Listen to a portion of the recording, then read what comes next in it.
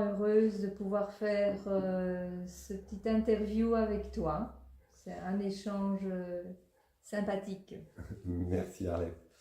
Donc je suis en présence d'Arlette Linard, qui est quelqu'un qui intervient dans le bien-être, pour le bien des personnes, avec trois axes différents. Est-ce que tu peux nous en dire un peu plus? Oui, alors ces trois axes, c'est une technique corporelle, une technique psychocorporelle qui va vraiment très en profondeur. Une autre, c'est le champ vibratoire. Et une autre encore, c'est la pleine conscience, avec une formation de John Kabat-Zinn. Voilà. Donc tu nous as dit quelque chose dans le massage psychocorporel. Est-ce que Oui, ça a un nom particulier et tu oui. peux nous en dire un Alors, peu plus? c'est... Ah oui, c'est vrai, je ne l'ai pas noté. C'est le Trager de Milton Trager, qui était un Américain, et qui est une approche corporelle très innovante, dans le sens où il y a une grande présence dans les mains. C'est comme avec des questionnements, comment est-ce que ça pourrait être plus léger, plus fluide, plus en harmonie, enfin ce qui vient. Et donc on travaille beaucoup avec notre propre poids, donc il n'y a rien qui est fait en force, et le poids de la personne. Alors c'est un peu paradoxal parce que plus la personne va aller découvrir son poids et lâcher dans le poids, plus elle va aller vers la légèreté. Et ces mouvements, oui. Et justement, toi, comment t'es venu à faire ce trager, justement?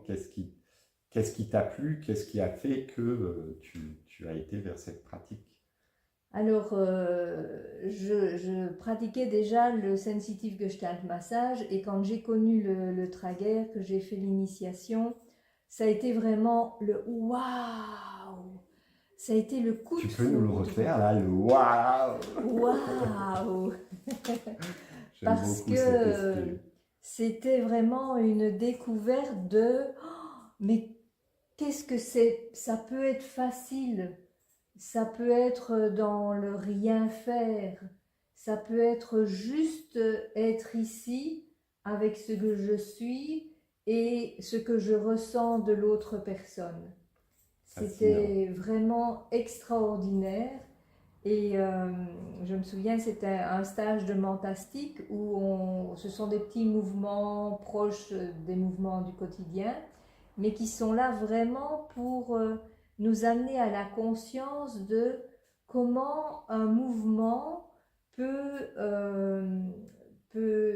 se répandre, se faire ressentir à travers le corps. C'est passionnant. Je vois que tu es passionné parce que tu pourras en dire beaucoup plus. Ah oui, oui. Et, mais c'est intéressant de savoir aussi quels sont tes autres côtés et comment toi, tu es venu vraiment à t'ouvrir à vouloir accompagner les gens dans le bien-être à travers des techniques que toi tu as appris et qu'est-ce qui t'a donné envie de le partager après et de le transmettre. Alors c'est un chemin qui a commencé très jeune en fait. Je me souviens, petite, je lisais dans les magazines de ma maman, il y avait juste une page, c'était les guérisseurs. Et je ne lisais que ça. Et donc de fil en aiguille, quand j'ai fait mes études d'orthophonie en Belgique, j'ai été amenée à contacter une technique corporelle qui s'appelait l'eutonie, enfin qui s'appelle toujours l'eutonie. Et puis de fil en aiguille, comme ça, tout m'est arrivé sur un plateau d'argent.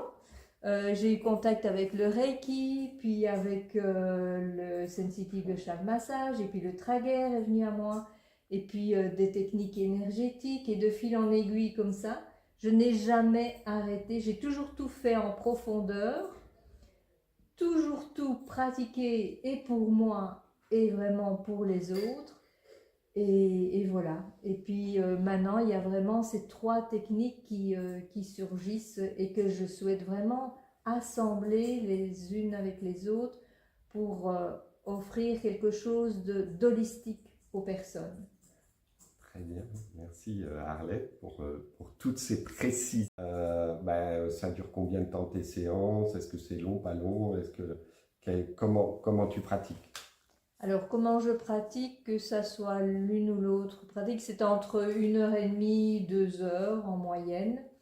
Alors l'idéal, si la personne veut vraiment faire un travail sur elle parce qu'elle a un problème émotionnel, parce qu'il y a un blocage corporel quelque part, c'est bien de pouvoir faire un suivi parce qu'une séance c'est pas suffisant si on veut vraiment aller en profondeur et aller en contact de notre, on va dire, souffrance entre guillemets.